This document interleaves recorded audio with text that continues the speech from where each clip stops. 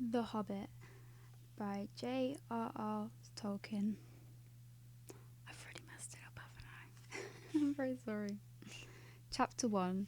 An Unexpected Party. In a hole in the ground there lived a hobbit, not a nasty, dirty, wet hole filled with ends of worms and oozy smells, nor yet dry, bare, sandy hole with nothing in it to sit down on or to eat. It was a hobbit hole, which means comfort. It had a perfectly round door, like a porthole, painted green with a shiny yellow brass knob in the exact middle. The door opened into a tube-shaped hall, like a tunnel. A very comfortable tunnel, without smoke, with panel walls and floor tiles and carpets, provided with polished chairs and lots of pegs for hats and coats. The hobbits were fond of visitors. The tunnel wound on and on, going fairly, but not quite straight, into the side of the hill. The hill, as all the people for many miles around called it, and many little round doors opened out of it, first on one side and then on another, not going upstairs for the hobbits' bedrooms, bathrooms, cellars, pantries, lots of these, wardrobes. He had a whole room devoted to clothes. Kitchens, dining rooms, all were on the same floor, and indeed the same passage. The best rooms were all on the left-hand side going in, for these were the only ones to have windows, deep-set round windows looking over his garden and the meadows beyond, sloping down to the river. This hobbit was very well-to-do hobbit, and his name was Baggins. The Bagginses have lived in the neighbourhood of the hill for a time out of mind, and people considered them very respectful, not only because most of them were rich, but also because they never had any adventures or did anything unexpected. You could tell what a Baggins would say on any question without the bother of asking him. This was a story of how Baggins had an adventure and found himself doing and saying things altogether unexpected.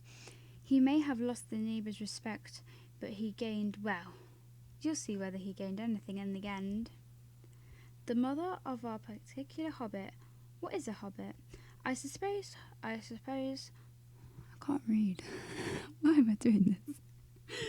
Hobbits need some sort of description nowadays, since they have become rare and shy of the big people, as they call us. They are, or were, little people, about half our height and smaller than the bearded dwarfs. Hobbits have no beards. There is little or no magic about them, except the ordinary day.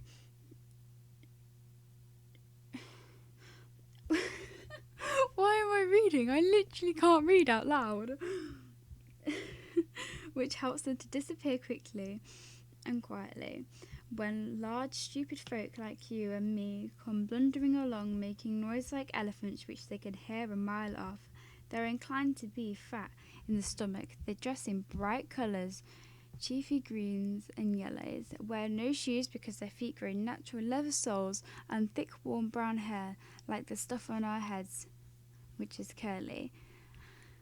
Have long, clever brown fingers, good-natured faces, and laugh deep, fruity laughs, especially after dinner, which they have twice a day when they can get it. Now you know enough to go on with. As I was saying, the mother of this hobbit, Bilbo Baggins, that is what the famous Belladonna took, one of the three remarkable daughters of the old Took, head of the hobbits who lived across the water, the small river that ran at the foot of the hill. It was often said in other families that long ago one of the Took ancestors must have taken a fairy wife. That was, of course, absurd, but certainly there was still something not entirely hobbit-like about them, and once in a while members of the Took clan would go and have adventures. They discreetly disappeared and the family hushed it up, but the fact remained that the Tonks were not as respectable as the Bagginses, though they were undoubtedly richer. Not that Belladonna Tonk ever had any sort of adventure after she became Mrs. Bungo Baggins. Bungo, that was Bilbo's father, built the most luxurious hobbit hole for her and particularly her money that was found either under the hill or over the hill across the water, and they were remained to the end of their days, still which is possibly. Why? I know I'm going to say this multiple times throughout this entire story, which I'm very, very, very, very, very sorry about. Am I reading when I cannot read out loud? Still, it is probably that Bilbo, her only son, although he looked and behaved exactly like the second edition of her solid and comfortable father, got something a bit queer in his make-face from the Tonks side. Something that only waited for a chance to come out. The chance never arrived until Bilbo Baggins was grown up, about 50 years old or so, and lived in the beautiful hobbit hole built by his father, which I have just described for you, until it had, in fact, apparently settled down immovably. By some curious chance one morning long ago in the quiet of the world, where there was less noise and more green, and hobbits were still numerous and prospectus. What does that word even mean? And Bilbo Baggins was standing at his door after breakfast, smoking an enormous long wooden pipe that reached nearly down to his woolly toes, neatly brushed. Gandalf came by. Gandalf, if I had heard you've been only a quarter of what I have heard about him, and I have only heard very little of all there is to hear, you will be prepared for any sort of remarkable tales. Tales and adventures sprouted up all over the place wherever he went, and the most extraordinary fashion. He had not been down that way under the hill for ages and ages, not since his old friend the old Tonk died. In fact, and all the hobbits had almost forgotten what he looked like. He had been away over the hill and across the water on businesses of his own, and were all small hobbit boys and hobbit girls. That all that unexpected Bilbo saw in the morning was an old man with a staff. He had a tall pointed blue hat and wore a grey cloak, a silver scarf over which his white beard hung down below his waist, and immense black boots. "Good morning," said Bilbo, and he meant it. The sun was shining and the grass was very green, but Gandalf looked at him from under his long bushy brows that stuck out further than a brim of his shady hat. "What do you mean?" he said. "Do you wish me good morning, or do you mean that it's a good morning whether I want it or not, or the fact you feel good on this morning, or that it is a morning to be good on?" "All of them at once," said Bilbo, "and a very fine morning for a pipe of tobacco out of doors into the bog."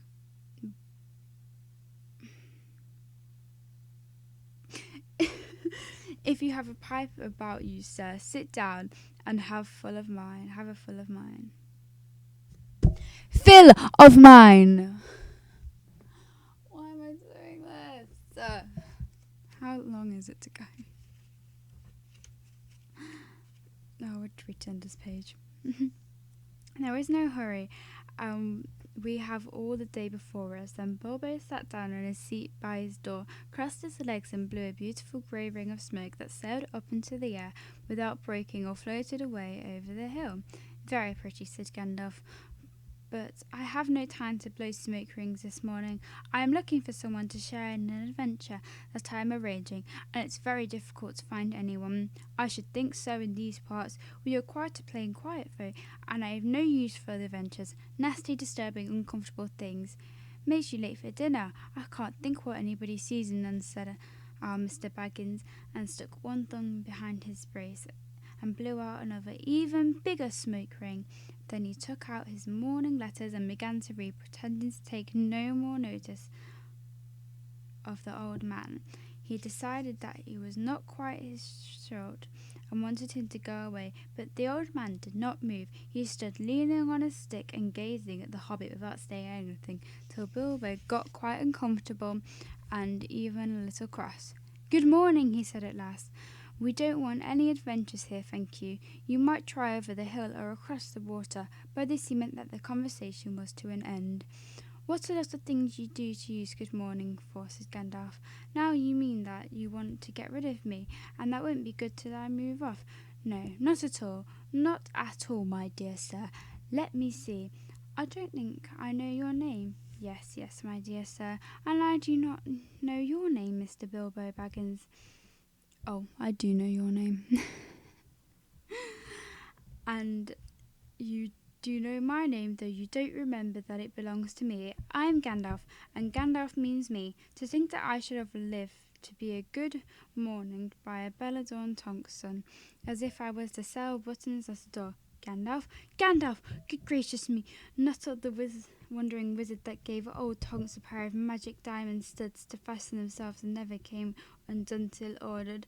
Not the fellow who used to tell such wonderful tales at parties about dragons and goblins and giants, and the rescue of princesses, and the unexpected luck of a widow's son. Not that man that used to make such particularly excellent fireworks. I remember these. Old Tonk used to have them on a Midsummer's Eve. Splendid. They used to go up like great lilies and snapdragons and labrums of fire and hang in the twilight all evening. You have noticed already, Mr. Baggins was not quite so prosy like he used to believe, or that he was very fond of flowers. Dear me," he went on, "not the Gandalf who was responsible for so many quiet lads and lasses going off into the blue for mad adventures, anything from climbing trees to visiting elves or sailing in ships, sailing to other shores. Bless me, life used to be quite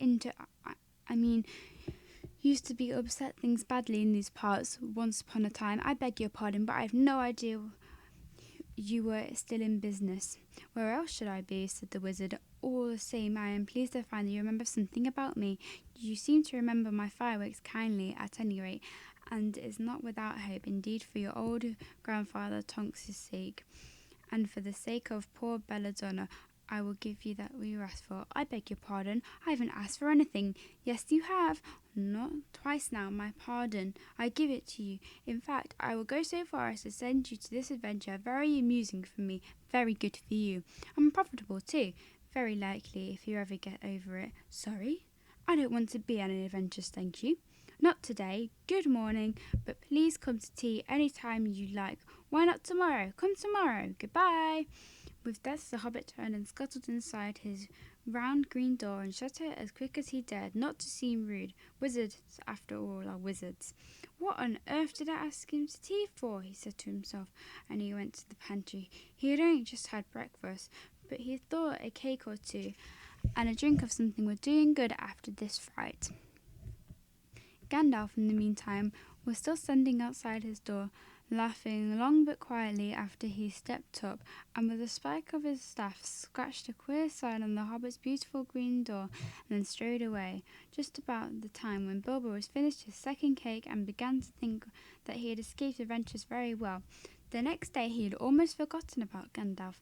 He did not remember things very well, unless he put them down on his engagement tables, like this: Gandalf tea, Wednesday. Yesterday. He had been too flustered to do anything of the kind.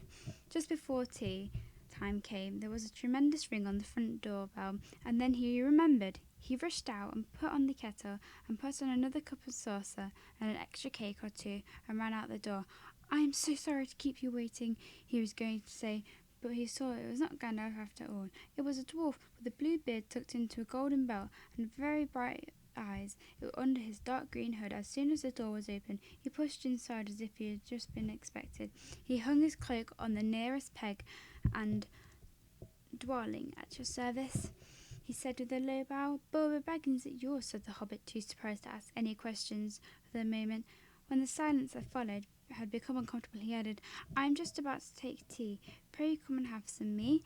A little stiff, perhaps, but he meant it kindly. "And what would you do if an uninvited dwarf came and hung his things up in your hallway without a word of explanation?"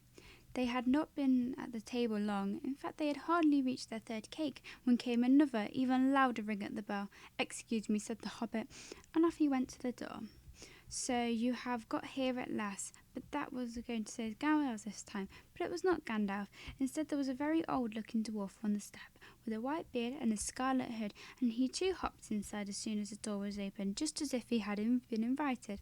"I see they have begun to arrive already," he said when he caught sight of Dwalin's green hood hanging up. He hung his red one next to it. "Barling, at your service," he said, with his hand on his breast. "Thank you," said Bilbo with a gasp. It was not the correct thing to say, but they had begun to arrive. He flustered him badly. He liked visitors, but he liked to know them before they arrived, and he preferred to ask them himself. He had a horrible thought that the cakes might run short, and then he, as a host, he knew this dusty stuck to it, however painful, he might have to go without. "Come along in and have some tea," he managed to say after taking a deep breath. "A little beer would suit me better, if it is all the same to you, my good sir," said Barling, the white beard. "But I don't mind some cake. Seed cake, if you have any." "Lots," Bilbo found himself answering to his surprise, and he found himself scuttling off too to the cellar to fill a pint beer mug, and then to the pantry to fetch 2 beautiful round seeded cakes, which he had baked this afternoon for his after-supper morsel.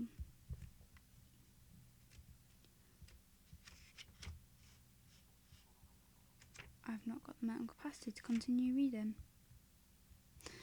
Okay, well, if you enjoyed this, then I guess I will continue reading the chapter, or the book, really. Give me a thumbs up if you enjoyed. Give it a thumbs down if you didn't. That way I know if you want me to do more or not. I know that I tripped on some words. I know that I'm not the best at reading out loud. And I also know I really need a drink at this point. I have been reading and talking for nearly 17 minutes straight. Anyway, have a great day, guys. Or night.